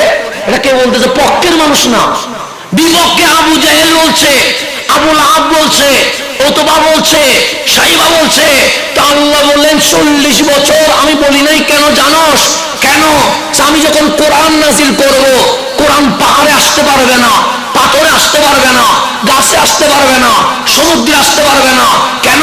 পাহাড়ের উপর নাজিল হয়ে পাহাড় তোলা হয়ে যাবে, পাথরের উপর নাজিল হইলে পাথর চূর্ণ বিচ্ছিন্ন হয়ে যাবে, গাছের উপর নাজিল হইলে গাছ বিলীন হয়ে যাবে, সমুদ্রের কাছে নাজিল হইলে সমুদ্র খুঁজে পাওয়া যাবে না, তো কোরআন কেমনে নাজিল হবে? সেই মখলুকাত জগতে কোরআন কেউ নিতে পারবে না, যিনি নিতে পারবে আলাম নাশরাহ লাকা সাদরা, হাবিব যেই কোরআন কেউ নিতে পারে নাই, সেই কোরআন লৌহে মাহফুজ থেকে ডাইরেক্ট আপনার বক্ষে জায়গা করে ফেলেছে। তাহলে যে কোরআন কেউ নিতে পারে না, এই কোরআন নিজের রহমতুল্লিল। কারণ কোরআন যখন নাজিল হয়েছে তখন মুশরিকরা আশ্চর্য হয়েছে, কারণ এই কোরআনের কালাম আগের কালামের সাথে কোনো মিল নাই। আমার নবী আগে কি কেউ কোরআন শোনাইছে? তো কামলিওয়ালা যখন বলেন ইকরা বিইসমি রাব্বিকাল্লাযী খালাক, আওয়াজ শুনে ওদের চুপ বড় হয়ে গেছে, মুখ হা হয়ে গেছে। কেন? সে কামলিওয়ালার এগুলা কি বলতেছে? আমার দাদা বলে নাই কখনো, নানা বলে নাই, বাবা বলে নাই, মামা বলে নাই, আজ প্রথম শুনতেছি। মা হাজিহি, এগুলা কি? আমার কামলিওয়ালা বলেন ওয়ামা ইয়ান্তিকু আনিল হাওয়া ইন হুয়া ইল্লা ওয়াহয়ু ইউহা। ঠোঁট আমার, জিহ্বা আমার, কিন্তু কালামগুলো আমার নয়। কালামগুলো কার? আল্লাহর। তো আমি কথা যখন বলি, কথা আমার হয় না, কথা কার হয়? তো এখন কোরআন যে আল্লাহর, এটা প্রমাণ লাগবে কি লাগবে না? করতেছেন রহমতুল্লিল আলামিনের মাহফিল, পড়তেছেন ফাতিহায়ে ইয়াসদামের মাহফিল। এখানে যদি ফয়েজ না থাকে মাহফিল করে কোনো লাভ নাই, এটা বাতিলের মাহফিল মতো হয়ে যাবে যেখানে ফয়েজ নাই। আপনি নবীজির মাহফিল করতেছেন, আপনার অন্তর এটাই সাক্ষী দিতে হবে যেন মনে হচ্ছে আমার কামলিওয়ালার নূরের ফয়েজ আমাদের উপর জারি হয়ে গেছে। এটা অন্তর কি দিতে হবে, সাক্ষী দিতে হবে। নাহলে মিলাদুন্নবী করবো কেন আমি? আমার চোখ যদি নবী না দেখে আমি মিলাদুন্নবী করে লাভ কি? আমার অন্তর যদি সাক্ষী না দেয় আমার নবী হায়াতুন নবী, তাহলে আমি মিলাদুন্নবী করে লাভ কি? আমার অন্তর যদি সাক্ষী না দেয় এই মিলাদুন্নবী আমার রাসূল দেখতেছেন, এটা যদি সাক্ষী না দেয় তাহলে আমার মিলাদুন্নবী করার দরকার নেই। কথা দেন না? আমার নবী যদি আমার মাহফিল না দেখে আমার করার দরকার আছে? এই দিন আমি কেন করতেছি? আমি কি এখানে আমাদের এই শেখপাড়া মানুষকে দেখানোর জন্য করতেছি? না, শেখপাড়া মানুষের জন্য দেখার জন্য অন্য মাহফিল করা যাবে, কিন্তু এটা শেখপাড়ার মানুষকে দেখানোর জন্য না। এর নাম ঈদে মিলাদুন্নবী। এটা এখানে বসে করব, রওজা থেকে কামলিওয়ালা দেখতে পাবে। কথা ঠিক না? এই আকীদা না থাকলে ঈদে মিলাদুন্নবী করার দরকার আছে? নাই তো। তো যেই মাহফিল নবী দেখতেছে ওই মাহফিলে মাঝখানে মাঝখানে কথা বললে নবী খুশি হবে? ডিস্টার্ব করলে নবী নামাজ হবে না? তো নবীর মাহফিলটা ওইভাবে করতে হবে। সেজন্য আমি আপনাদের সাথে এইভাবে করে কথা বলতেছি না। অন্য মাহফিলে আমি বলতাম না, যদি তাফসীর কোরআন দিতেন আমি মুখস্থ কথা বলি, কে কি করতে দরকার নাই, শুনলে শুনুন, না শুনলে নাই, আমি উঠে চলে যেতাম আস্তে করে। কিন্তু এটা নবীর মাহফিল, নবী মানে আদবের জায়গা। কি জায়গা? আদব। সাহাবায়ে কেরাম যখন রাসূলের মঞ্চে বসতেন, আপনারা তো ডানে রাখতেছেন, কিছুক্ষণ বামে রাখতেছেন, আওয়াজ একটা হইলে পিছনে রাখতেছেন। কামলিওয়ালার মাহফিলে যখন বসতেন সাহাবায়ে কেরাম এমন ভাবে বসতেন, শুধু মাথা উপরে করতেন না, বেয়াদবি হবে বলে ডানেও যায় না বামেও যায় না, পাখি পাথর মনে করে সাহাবায়ে কেরামের মাথার উপর বসে থাকতেন। কি মনে করে? আমাদের মাথার উপর পাখি বসতে পারবে? কারণ আমি ডানে যাবে বামে যাবে, এদিকে দেখবো ওদিকে দেখবো, পাথর তো বুঝে যাবে যেটা মানুষ। কিন্তু সাহাবায়ে কেরামের মাথায় কি বসে থাকতো? পাখি বসে থাকতো। কেন? ডানেও লড়ে না, বামেও লড়ে না, পিছনেও তাকায় না, মাথা উপরেও তুলে না। সাহাবায়ে কেরাম বলে আমরা ১৬ লক্ষ সাহাবী বিদায় হজ্জে কামলিওয়ালার মাহফিল শুনতেছি, আমাদের মাথার উপর মক্কার পাখি বসে আছে। কেন? ওনারা মনে করেছে এটা হাজার পাথর। কিন্তু শুধুমাত্র দুইজন ব্যক্তিকে দেখেছি, একজন সিদ্দিক আকবর আর একজন ফারুক আজম, যারা কামলিওয়ালার চেহারার দিকে তাকিয়ে আছে।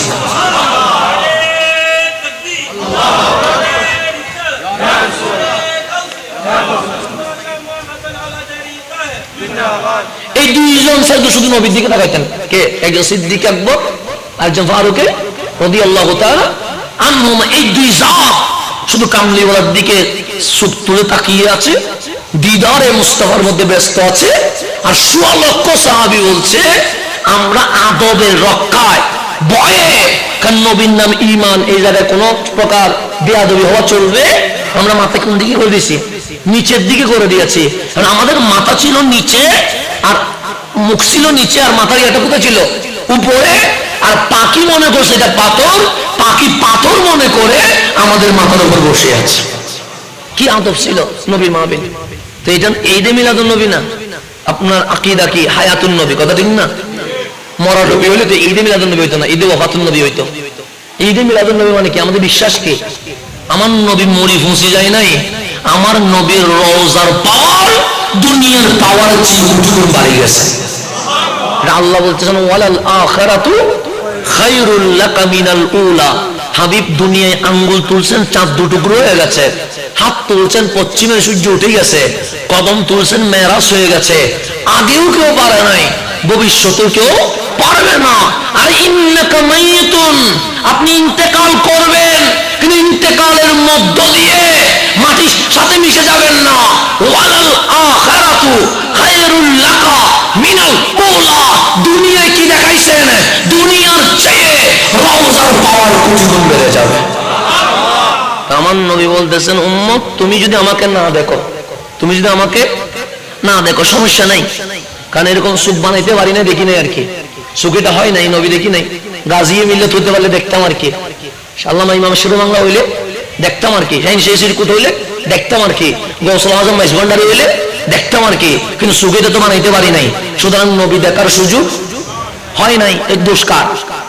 আমার আর কি, আমি সুখ বানাইতে পারি নাই। যেজন্য বলছে তু জিন্দা হে আল্লাহ, তু জিন্দা হে আল্লাহ, মেরি চশমে আলম সে চুপ জানে ওয়ালে। না দেখলে দোষটা আমার, কিন্তু আপনি রসুল কি আছেন?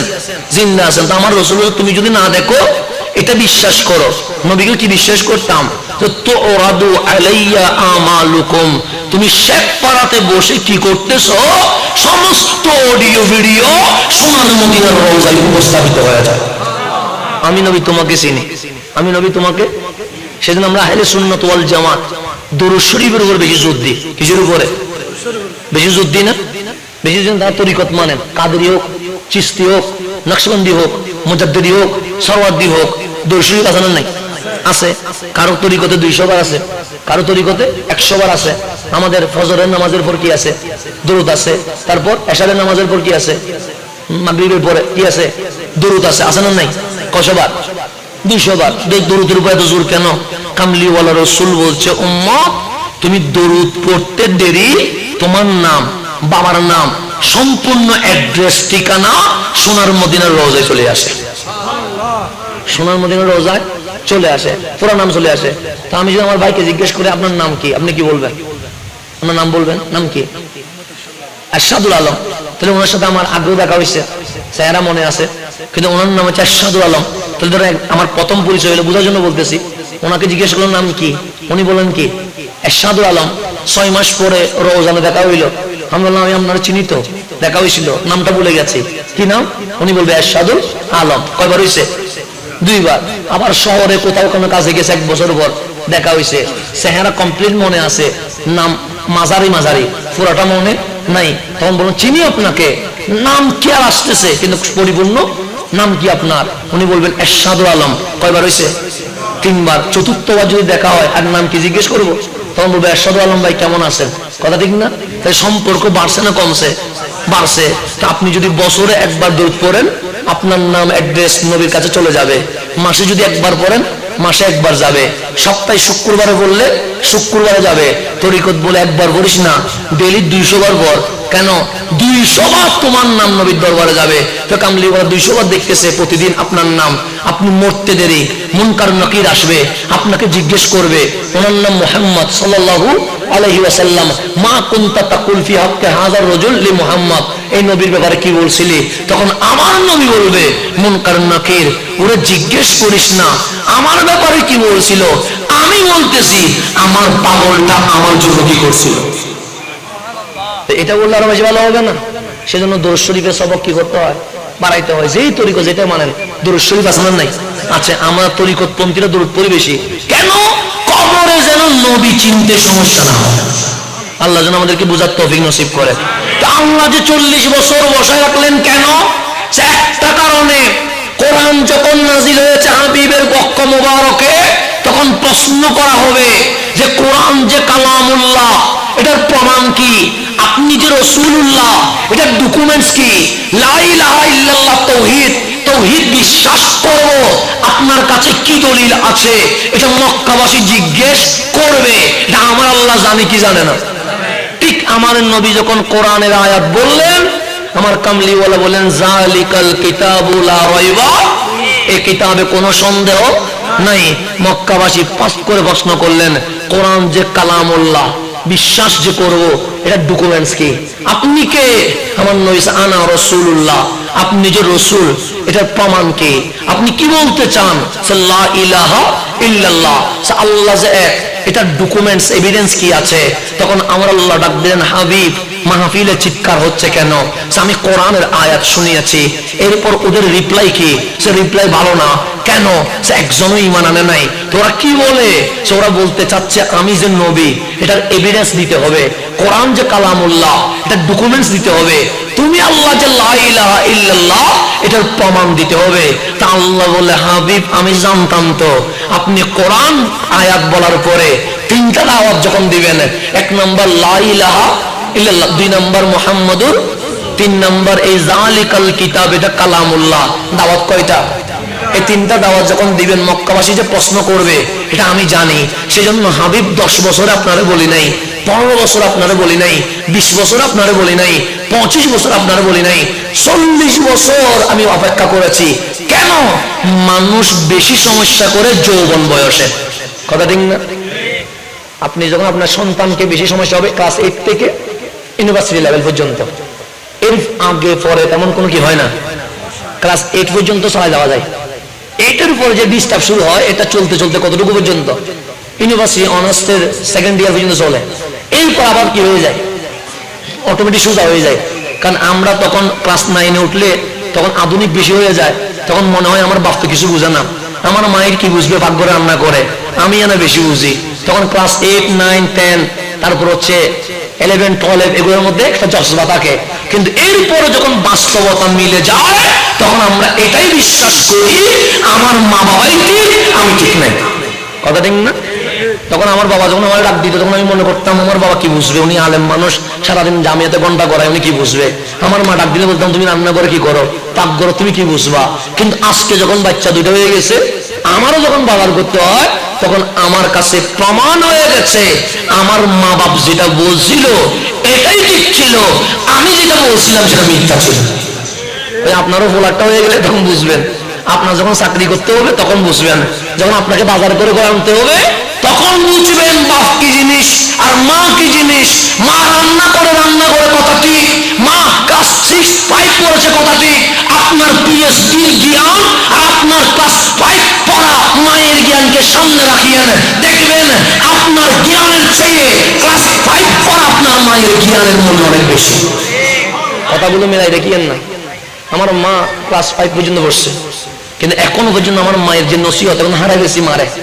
আমার মার নসিহত গুলো যখন আমি মিলাই, আমার কি পড়ালেখা, আমার কোনো জ্ঞানের সামনে আমার মায়ের একটা নসিহত যদি রাখা হয়, আমার জ্ঞান আর খুঁজি পাওয়া যায় না। অথচ উনি ক্লাস 5 পড়া, উনি সারা জীবন মানুষের খেদমত করেছেন। আমার বাবা যেহেতু আলেম, ওনার ঘরে মেহমান আসে, ওনার কাজ হচ্ছে মেহমানদারি করা, এটার মধ্যে ওনার কাজ চলে গেছে। কিন্তু আমি এখন পর্যন্ত আমার মায়ের নসিহত গুলো যখন আমার সাথে মিলায়, বর্তমান সময়ে আমার চর্চার সাথে যখন মিলায়, তখন আমি বলি আমি আজহারে পড়েছি ঠিক আছে, আমি মালয়েশিয়ায় পড়েছি কথা ঠিক, কিন্তু আমার মায়ের নসিহত যখন সামনে রাখি, আমার পড়াগুলো খুঁজি পাওয়া যায় না। কেন? আমার মন বলছে আমার 5 পড়ুয়া মা আমার এই অনার্স মাস্টার্স এমফিলের চেয়েও আমার মায়ের জ্ঞান বেশি ছিল। এটা বাস্তবতাটা আবেগ থেকে বলতেছি না, আমি বাস্তবতার সাথে মিলাইছি। কারণ আমার এখন সংসার করি, আমার এখন ঘরে বাজার করতে হয়, আমার এখন বাচ্চা মানুষ করতে হয়। এখন আমি বুঝতেছি আমার মা ঠিক, আমার বাপ ঠিক। আমার বাপ যখন আমাকে মারতো, তখন আমি মনে করতাম কিরে আমার বাপ তো জ্বালাবে না, আমার মারে। কিন্তু আজকে আমি বুঝতেছি আমার বাপ যদি না মারতো, আমি হয়তো সুদ টাকা দিতাম। মারছে বলে আজকে আমি বক্তা হয়ে আপনাদেরকে মাহফিল করতে পারতেছি। বাবার শাসন কখনো ইয়ার মনে করবেন না, বাবার শাসনের উপর কখনো কথা বলা যাবে। মাথা নিচের দিকে, বাপ যে মারতেছে এটা দোয়া, মা যে বকা দিচ্ছে এটা কি দোয়া, এটাকে কখনো অভিশাপ মনে করবেন না। আমি যতটুকু দেখেছি আমার বাবা আমার উপর যে কঠিন শাসন দিয়েছিল, আজকে দাঁড়িয়ে আমি বলতে বাধ্য হচ্ছে আমার বাবার কদমে আমি লক্ষ সালাম দিব। কেন? বাবা আপনি যদি সেই সময় শাসন না করতেন, আমি অন্তত সুন্নিয়তের খেদমত করতে পারতাম না। তাহলে বাবাদের শাসন লাগবে কি লাগবে না? লাগবে। মাদের যে আমাদের উপর যে মাদের শাসন, এটা লাগবে কি লাগবে না? লাগবে। মা বাবার শাসন যেদিন দুনিয়া থেকে উঠে গেছে, সেদিন গজব বাড়িয়েছে। আজকে যে সন্তান বেশি সমস্যা হতেছে কেন? মা বাবার শাসন মানতেছে না। সেজন্য মা বাবা বড় নিয়ামত, আল্লাহ বুঝার তৌফিক নসিব করুক। এখন আসেন গভীর মনোযোগ। তাহলে আমার রসুলকে 40 বছর পর আল্লাহ যখন হুকুম করলেন, মক্কাবাসী প্রশ্ন করলেন কয়টা? 1 নম্বর তৌহিদের দলিল, 2 নম্বর রাসালাতের দলিল, 3 নম্বর কোরআনের দলিল। আল্লাহ বলে 3টা দলিল একটা, লাকাদ লাবিস্তু ফিকুম উমরা, আমার হাবিব মা আমেনার ঘর থেকে গার হেরা পর্যন্ত 40 বছর যে কাটিয়েছে, মক্কাবাসী তোমরা কি কোনো দোষ পাইছো? মক্কার মানুষ বলে না। কোনো পাপ করছে? সে না। আমার নবী খেয়ানত করছে? সে না। 40 বছরের জীবন নিয়ে তোমরা বলো। মক্কার মানুষ সাক্ষী দিচ্ছে, as-সাদিক আল আমিন, বড় বিশ্বস্ত নিষ্পাপ মাসুম। আল্লাহ বলে এই 40 বছরের মাসুমিয়ত, তাওহীদ, রাসালাত, আল কোরআনের দলিল হয়ে গেছে। তাহলে নবীর জীবন লাগবে কি লাগবে না? জীবন মাইনাস করার কোন সুযোগ আছে নাই? আল্লাহ যেন আমাদেরকে বোঝার তৌফিক নসিব করে। এখন আসেন আমি যেটা বুঝাবো সেটাকে একটু জ্ঞান বিজ্ঞানে আদর্শে রহমতুল্লাহ আলামিন পরিপূর্ণ একজন জাত, এটা বোঝানোর জন্য শোনেন। বাংলাদেশ আছে না নাই? আছে। এটা কি পরাধীন না স্বাধীন? স্বাধীন। তাহলে বাংলাদেশ যারা স্বাধীন করেছে নিশ্চয়ই ওনাদেরকে সম্মান করতে হবে, কথা ঠিক না? আচ্ছা, এখন যিনারা স্বাধীন করেছে ওনারা কি বাংলাদেশের সংবিধান প্রণয়ন করতে পেরেছে? পারে নাই। সংবিধান করেছে আরেকটা দল। তাহলে কেউ দেশ স্বাধীন করেছে, কেউ সংবিধান দিয়েছে। এবং যারা সংবিধান দিছে তারা কি নতুন কোন ধর্ম দিতে পারছে? দিতে পারে নাই। আপনি আমাদের বাংলাদেশের পার্বত্য অঞ্চলে যাবেন, সেখানে বৌদ্ধ ধর্মের ত্রিপটক পরে এরকম কিছু মানুষ আছে না নাই? আছে। তাদের ব্যাগের মধ্যে দেখবেন একটা ছবি আছে। তাহলে কেউ রাষ্ট্র দেয় সংবিধান দিতে, কেউ সংবিধান দেয় ওই যে পার্বত্য অঞ্চলে বৌদ্ধ ধর্ম আছে না নাই, ওদের কাছে একটা ছবি দেখবেন, নাম হচ্ছে গৌতম বৌদ্ধ। কি নাম? ওনাকে ওরা রেসপেক্ট করে, সম্মান করে। কেন? উনি ধর্ম দিছে, তার নাম বৌদ্ধ ধর্ম। কি ধর্ম? বৌদ্ধ ধর্মের প্রধান সবক হচ্ছে প্রাণী হত্যা মহা পাপ। এটাই হচ্ছে ওদের সবক আর কি। তাহলে ওনারা শুধুমাত্র ওনাকে সম্মান করে উনি কি দিছে। এখন ওনাদেরকে জিজ্ঞেস করুন, গৌতম বৌদ্ধ কি রাষ্ট্র দিছে? সে না। সংবিধান দিছে? না। ধর্ম দিয়েছে? সে না।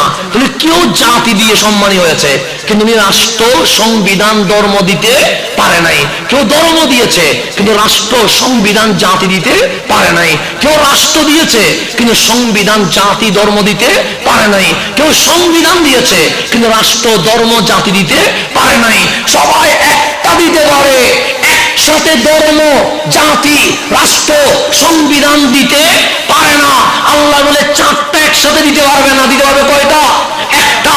তা আপনার নবীকে জিজ্ঞেস করেন, ইয়া রাসূলুল্লাহ আপনি কি রাষ্ট্র দিয়েছেন? আপনার নবী বলবে অর্থনীতি, সমাজনীতি, রাষ্ট্রনীতি, স্বরাষ্ট্রনীতি, পররাষ্ট্রনীতি সবগুলো এক করে দিয়ে জাজিরাতুল আরব স্বাধীন সর্বভৌম রাষ্ট্র আমি নবী কামলিওয়ালা প্রথম বিশ্বে দিয়ে দিয়েছে। তাহলে আপনার নবীর দেশ দিয়েছে কি দেয় নাই?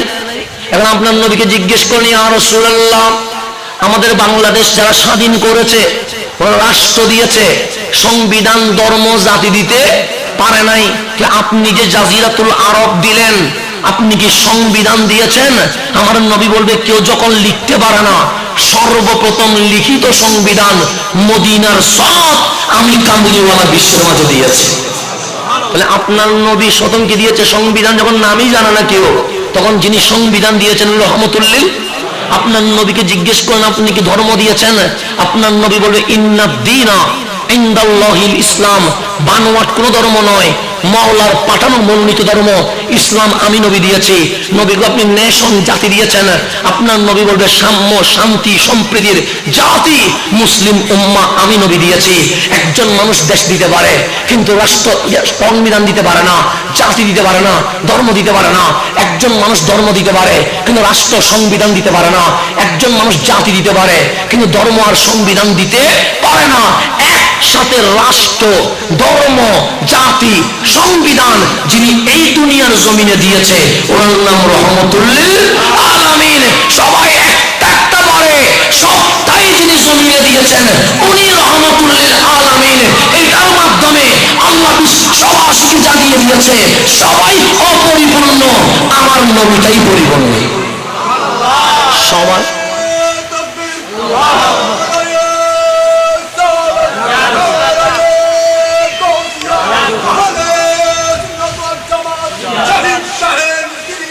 জিন্দাবাদ। সবাই পরিপূর্ণ, সবাই অপরিপূর্ণ, যিনি পরিপূর্ণ উনি রহমতুল্লিল আলামিন। আর একটু বুঝাইলে আপনি বুঝবেন। আমাদের বাংলাদেশে ইঞ্জিনিয়ার আছে না নাই? না থাকলে মসজিদ বিল্ডিং বাংলো কেমনে হবে? ইঞ্জিনিয়ার কি কখনো ডাক্তারের অফিসে বসতে পারবে? কেন? উনি তো লিখিত শিক্ষিত মানুষ, তাহলে উনি ড্রয়িং করতে পারে কিন্তু চিকিৎসা করতে পারেন। যিনি ডাক্তার ওনার কাছে গিয়ে কি নতুন মসজিদ বানানোর জন্য ড্রয়িং করতে যাবেন? কেন? উনি ডাক্তারি চিকিৎসা পারবে কিন্তু বিল্ডিং এর ড্রয়িং পারবে না। আবার আদালতে গেলে অ্যাডভোকেট আছে না নাই? আছে। উনি কি করে মামলা মোকদ্দমা জজের সামনে কি করে লড়াচড়া করে মোকাবেলা করে, বা আসামি পক্ষে বিপক্ষে কি করে উনি দাঁড়ায়। তো উনি অ্যাডভোকেট বলে ওনাকে মাহফিলে এনে সূরা ফাতিহা তাফসীর করাবেন? কেন করাবেন না? উনি তো শিক্ষিত মানুষ। বলবো হুজুর না, যিনি অ্যাডভোকেট উনি ল জানে কিন্তু উনি ফাতিহা তাফসীর জানে না। উনি ডাক্তার, উনি চিকিৎসা জানে কিন্তু উনি ইঞ্জিনিয়ারিং জানে না। যিনি ইঞ্জিনিয়ার উনি ড্রয়িং জানে, উনি চিকিৎসা করা জানে না। আপনার স্কুলে যান, যিনি গণিত পড়ায় উনি কি ইংরেজি সাহিত্যের ঘন্টা নিতে চায়? চায় না। আবার যিনি ইংরেজি পড়ায় উনি কি বাংলা ঘন্টা নিতে চায়? চায় না। আবার যিনি আরবি পড়ায় ওনার জোর করে ইংরেজি ঘন্টা নিতে পারবেন? পারবেন না। কেন? মানুষ এক বিষয়ে অভিজ্ঞ হয়, মানুষ সর্ব বিষয়ে কখনো অভিজ্ঞ হতে পারে। সেজন্য যিনি তাফসীর জানে ওনার উচিত তাফসীর করা, যিনি মুহাদ্দিস ওনার উচিত হাদিস বলা, যিনি মুফতি ওনার উচিত কি করা?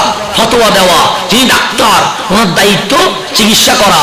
যিনি ইঞ্জিনিয়ার ওনার দায়িত্ব বিল্ডিং এ কি করা? দেখভাল করা।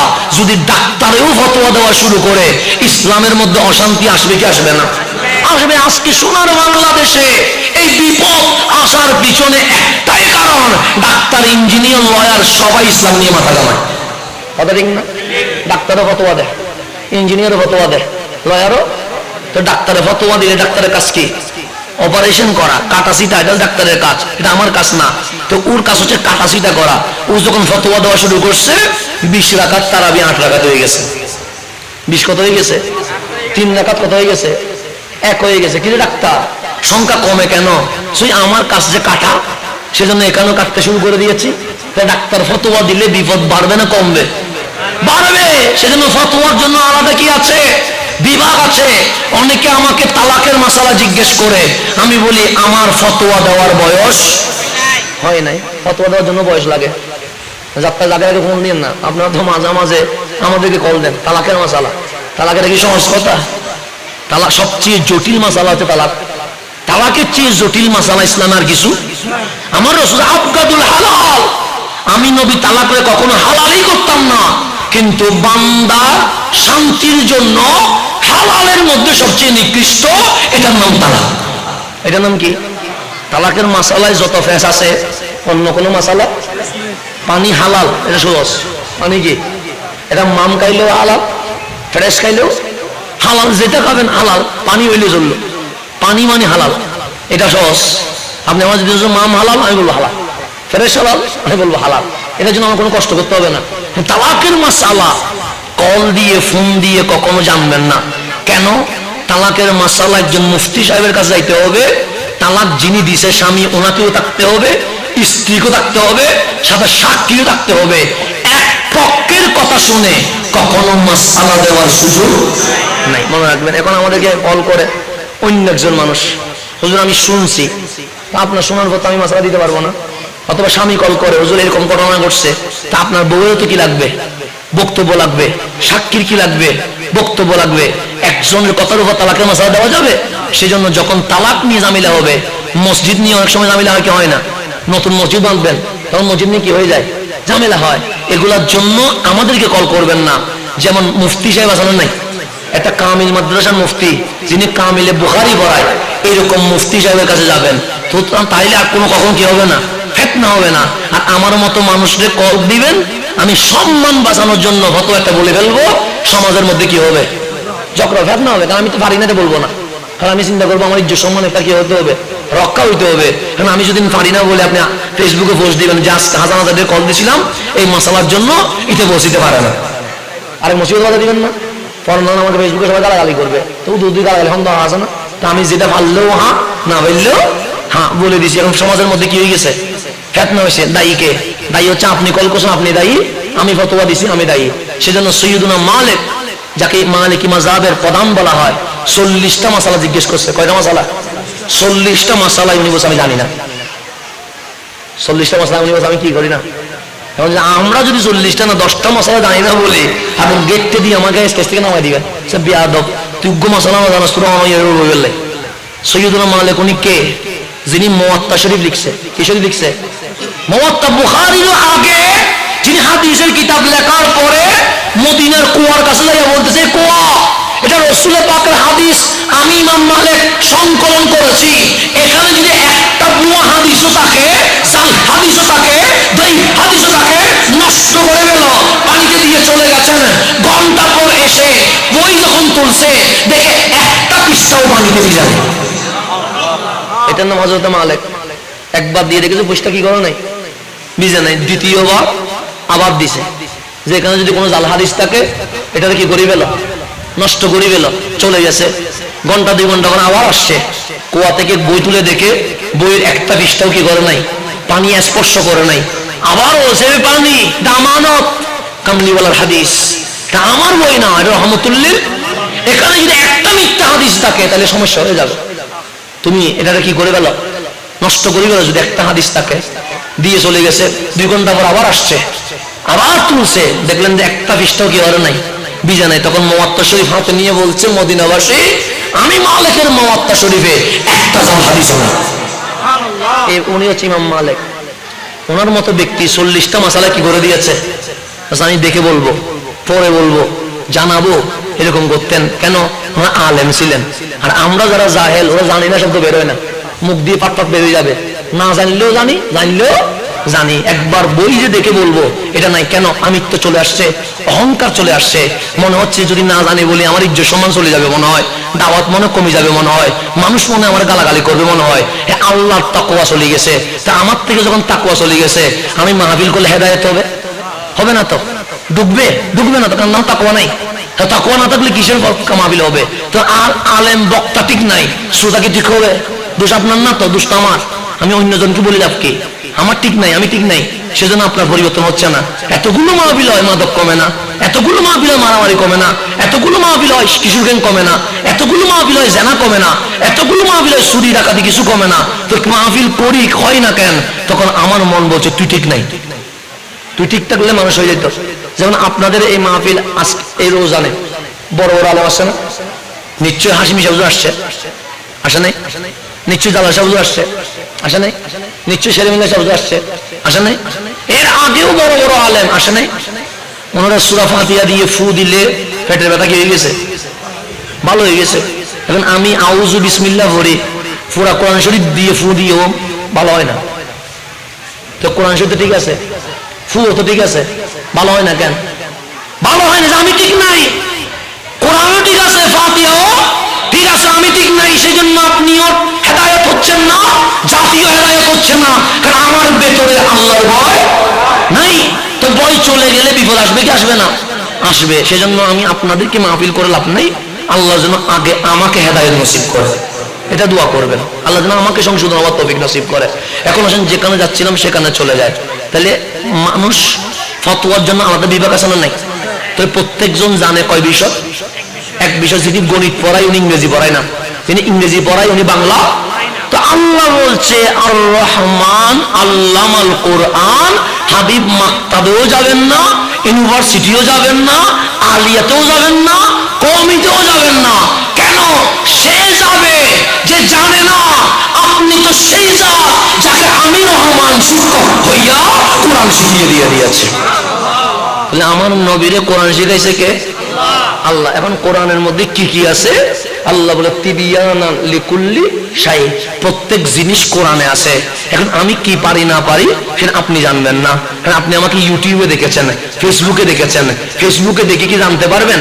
আমার টিচার জানবে আমি কোন বিষয়ে ভালো। তাহলে একজন আরবি টিচার বলবে আরবিতে ভালো, কিন্তু বাংলা বলবে না, না ও বাংলায় ফসা। কিন্তু বাংলা টিচার যদি ভালো বলে, গণিত বলবে গণিত পারতো না, বুঝতো না, ফেল করতো। এরকম প্রত্যেক টিচার একজন ছাত্রকে কখনো ভালো বলে না। আরবি টিচার ভালো বললে ইংরেজি টিচার কি বলে? খারাপ বলে। ইংরেজি টিচার ভালো বললে বাংলা টিচার খারাপ বলে। আল্লাহর হাবিবের টিচার কে? আল্লাহ। এখন আল্লাহ জানবে আমার নবী কি জানে, আমার নবী কি জানে না। কথা ঠিক না? আমি যদি বলি আলিফ চিনে না বা চিনে না, হবে? আমি যদি বলি নবী নিরক্ষর মুরক্কর, হবে? হবে না। তাহলে আমাকে জিজ্ঞেস করতে হবে কাকে? কেন নবীরে পড়াইছে কে? আল্লাহ। সেই জন্য আমার নবীও পৃথিবীতে আসছে, আমরাও পৃথিবীতে আসছি। আমি প্রথমে এসে বক্তা হই নাই, প্রথমে আমাকে ছাত্র হইতে হয়েছে। আমার বাবা প্রথমে প্রিন্সিপাল হয় নাই, আমার বাবাকে ছাত্র হইতে হয়েছে। শেরে মিল্লাত প্রথমে শেরে মিল্লাত হয় নাই, ওনাকে ছাত্র হইতে হয়েছে। জালালউদ্দিন আল কাদেরী প্রথমে খতিবে বাঙ্গাল হয় নাই, ওনাকে প্রথমে কি হইতে হয়েছে? ছাত্র হইতে হয়েছে। ইমামে আহলে সুন্নাত প্রথমে ইমামে আহলে সুন্নাত হয় নাই, ওনাকে আগে কি হইতে হয়েছে? ছাত্র হইতে হয়েছে। প্রত্যেক মানুষকে আগে ছাত্র, এরপরে পজিশন আসে। কিন্তু আমার কামলিওয়ালা বলেন বুইস্তু মুআল্লিমান, সবাই জন্ম নে ছাত্র হইয়া, আমি নবীর ডাইরেক্ট পৃথিবীবাসীর শিক্ষক হয়ে জমিনে চলে এসেছে। তো শিক্ষকের কি স্কুলে যাইতে হবে?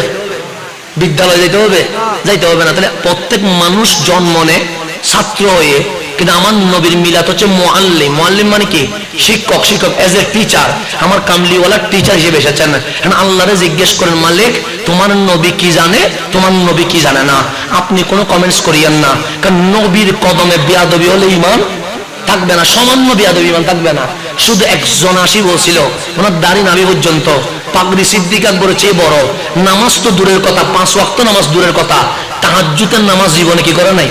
কাজা করে নাই। এরকম মানুষ, এটা বুখারী মুসলিম থেকে বলতেছি, উনি তাহাজ্জুদের নামাজ কি করে নাই? কাজা করে নাই।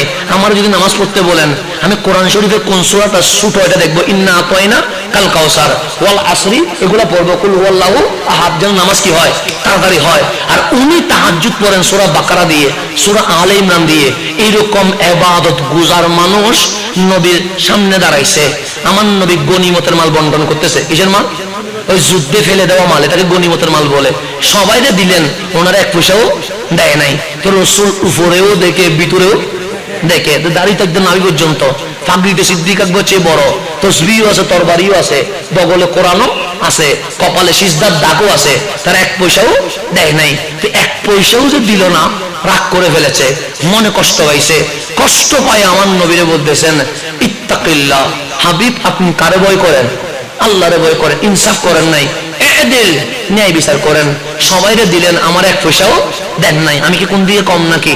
আমি তো নামাজও পড়ি, রোজাও রাখি, হজও করি, যাকাতও দিই, কোরআন তেলাওয়াতও করি, মানুষের ইসলামের পথে দাওয়াতও দিই, জিহাদেও আসছি, সবাইরে দিলেন, আমরা দিলেন নাই। এদিল, ইনসাফ করেন। নবীর কি গালি দিছে? নিরক্ষর বলছে, মুরক্ষ বলছে, ফসা বলছে, মাটির সাথে মিশে গেছে বলছে? শুধু বলছে এদিল, ইনসাফ করেন। শব্দ কোনটা? একটা, ন্যায় বিচার করে, এতটুকু বলছে। ফারুক আজম তরবারি নিয়ে তার গদ্দানের উপর রেখে দিয়েছে। আমার কামলিওয়ালা বলেন, ফারুক তরবারি তুল্লা যে সে ইজানলি ফাআদরি বা অনুকাহু, নবী গো আমার একটু অনুমতি দিবেন, তার গদ্দান আমি কি করে ফেলবো? 2 ভাগ করে ফেলবো। ওমর ও নামাজ পড়ে তো, আমি জানি তো, রোজা রাখে জানি, জিহাদে যায় সে জানি, কপালে সিজদার দাগ আছে সে জানি, তারপরেও মারতে উঠবেন? হ্যাঁ, কেন? সে সকলের টাকার দুনিয়াতে অধিকার আছে, কিন্তু বিয়াদব রাসূলের টাকার অধিকার নেই। এটা কে বলতেছে? ফারুক আজম। ফারুক আজম বলতেছে সবার টাকার অধিকার আছে, হিন্দু থাকুক, বৌদ্ধ থাকুক, চাকমা থাকুক, নাস্তিক থাকুক, কিন্তু আমার নবীর শানে বিয়াদবি করার কোনো অধিকার নাই। তরবারি যখন তুলি ফেলছে, আমার নবী দাহু, মোহাম্মদ তারে কি করে দাও, ছেড়ে দাও, মারিও না। কারণ এখানে যদি মারো, মানুষে বলবে মুসলমানে কি করতেছে, মারামারি করতেছে, বলবে না এটা, কারণ ও তো জুব্বা পাগড়ি আছে, ছেড়ে দাও। ছেড়ে যখন দিছে, সে চলে যাচ্ছে। সে মানে যাকে ছেড়ে দিছে কি করতেছে? ওর নাম হচ্ছে আব্দুল্লাহ ইবনে জিল খায়সার আত-তামিমি, বুখারী মুসলিমে ওর নাম আছে। ও যখন চলে যাচ্ছে, আমার নবী ফারুক আজমের হাত ধরছে, ধরে বলছে উনজুর ইলাইহি, উম্মত তার দিকে তাকাও, চুল থেকে মাথা পর্যন্ত দেখো, পা পর্যন্ত দেখো, তাদের আমল বেশি হবে। ফা ইন্না লাহু আসহাবান, সে একজন নয়, কিয়ামত পর্যন্ত বিশাল দল তাদের হবে। কিন্তু আমি নবী বলে গেলাম, নামাজ বেশি হবে, তোমাদের নামাজ ওদের নামাজের সামনে পাওয়া যাবে না। এত বেশি রোজা রাখবে, তোমরা ওদের রোজা দেখে আফসোস করবা, আমরা কেন সেরকম রোজা রাখতে পারতেছি না। এত বেশি কোরআন তেলাওয়াত করবে, তোমরা অবাক হয়ে বলবে কোথায় ওরা, কোথায় আমরা। কিন্তু আমি নবী নবুয়তের জবান দিয়ে সার্টিফাই করে দিচ্ছি, দনুক থেকে তীর যেভাবে বের হয়ে যায়, তাদের কলব থেকে ঈমান বের হয়ে গেছে। হুম কিলাবুন নার, তারা জাহান্নামের কুত্তা হবে। কিসের কুত্তা? সব আছে, নবীর আদব নাই। সেজন্য নবীর আদবের বেলায় সাবধান থাকবেন। সব কিছু আমার গালি দেন, ঈমান যাবে না। আমি ফেসবুকে কয়েকটা গালি দিতে ইচ্ছে করতেছে, দিয়ে দেন, কোনো সমস্যা নাই। যদি বলছেন ফেসবুকে গালি দিয়ে শান্তি লাগতেছে না, কি করলে শান্তি লাগবে? তাপ্পর দিবেন, একদম মুখে গায়ে দিব, দিয়ে দেন, তারপরেও শান্তি লাগান। সে তাপ্পর দিলে ভালো লাগতেছে না, কি করবেন? জোড়া দিয়ে দিবেন, তাও দেন, লাইভ করবেন, তাও করেন, আমাকে যা ইচ্ছা করেন, কিন্তু নবীর শানে বিন্দু মাত্র বেয়াদবি করা যাবে না, এটা মনে রাখবেন। আমাকে গালি দিলে আমি কখনো প্রতিবাদ করবো না, আপনি যা ইচ্ছা আমার সাথে করবেন, সমস্যা নেই। আপনি প্রয়োজন আমার বাসায় চলে আসবেন, আমার বাসায় আপনারা চিনেন, যা ইচ্ছা মনে চায় তার প্রতিটা মনে চাইলে দুইটা দিয়ে দিবেন, জুতা দিয়ে মারতে চাইলে মারা দিবেন। আমার সাথে বেয়াদবি করলে গুনাহ হতে পারে, কিন্তু ঈমান যাওয়ার কোনো সম্ভাবনা নাই। কিন্তু কামলিওয়ালা রাসূলের সাথে বেয়াদবি নয়, সামান্য গুস্তাখি করলে দুনিয়া নয় পুরা জিন্দেগি এমন কি হয়ে যাবে। আল্লাহ কি বলতেছে যে আমার নবীকে তোমরা একজন আরেকজনকে যেভাবে ডাকো সেভাবে, লাকিন লা তাজহারু বিল কওল কাজহারি বাদিকুম লিবাদ, একজন আরেকজনকে যেভাবে ডাকো সেভাবে কি করিও না। আমার বাবাকে আমি বাবা ডাকি, রসুলকে বাবা ডাকতে যাবে না। আমার চাচাকে চাচা ডাকি, রসুলকে চাচা ডাকা যাবে না। আমার মামাকে মামা ডাকি, রসুলকে মামা ডাকা যাবে না। আমার ভাইকে ভাই ডাকি, রসুলকে ভাই ডাকা যাবে না। তো যেখানে বাবা চাচা মামা ভাই ডাকা যাবে না, সেখানে নাম নেওয়া যাবে যাবে না। সেজন্য সাহাবায়ে কেরাম বলতেন ফিদা কা আবি ওয়া উম্মি ইয়া রাসূলুল্লাহ, আমাদের মা বাবা আপনি নবীর কদমে কুরবান। বলার সময় বলতেন ইয়া রাসূলুল্লাহ। এই ইয়া রাসূলুল্লাহটা সুন্নিরা দেয় না, এটা সাহাবী থেকে সুন্নিরা শিখছে। বুঝতে পারছেন? ইয়া রাসূলুল্লাহ কোন আমাদের বানানো না, আমার বাপ দাদার না, দিছে কারা? সাহাবায়ে কেরাম। কোন নবীরে ডাকে নাই। তো যদি ডাকে কি হয়েছে? এখন অনেকে রকবাকা আছে না, তো যদি নবীর নাম ধরে ডাকে কি হবে? সাজা ডাকলে কি হবে? আমার মতো বললে কি হবে? বড় ভাই ডাকলে কি হবে? আল্লাহ বলছে আনতাহ বাতা আমালুকুম, বিয়াদবি করবা একবার। তো একবার যদি গুনাহ করি, নামাজ একটা কাটি দেখ মানা যায়, কিন্তু একবার গুনাহ করলে 5 ওয়াক্ত নামাজ কাটলে মানা যাবে? তখন আল্লাহরে বলবো বিয়াদবি করছে একবার, কাটবা কয়টা? একটা। কিন্তু বলছেন নবীর শানে যদি বিয়াদবি একটা করো, আনতাহ বাতা আমালুকুম, বালিগ হওয়ার পর থেকে মরণ পর্যন্ত যা আমল করেছো সবগুলো মিটাই গেল। একটা আমল খুঁজি পাওয়া ও আনতুম লা তাশউরুন, আমল যে মিটে গেছে তোমরা বুঝতেও। এখন আমি মনে মনে খুশি, আমার নামাজ আছে, তাফসীর আছে, তাহাজ্জুদ আছে, জিকির আছে, সব খুশি। কালকে হাশরের ময়দান আল্লাহ এভাবে ধরা দিবে। এখানে কোনো কিছু আছে সাদা? আল্লাহরে বলবো মালিক আমার তাফসীর, আল্লাহ বলে নাই নাই, আমার নামাজ নাই, আমার রোজা নাই, তাহাজ্জুদ নাই, তেলাওয়াত নাই, তাওয়াফ নাই। আল্লাহরে বলবো মালিক বলে কোথায়?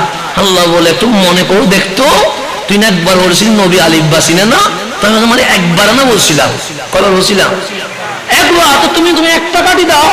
আল্লাহ বলে গুনাহ যদি একটা করো, ভালো আমল একটা কাটা যায়, রসুলটা আমল নয়, রসুলটা ঈমান। ঈমানে একবার বেয়াদবি করলে সমস্ত আমল বরবাদ হয়ে যাবে। সুতরাং সাবধান থাকতে হবে নবীর ব্যাপারে। কার ব্যাপারে?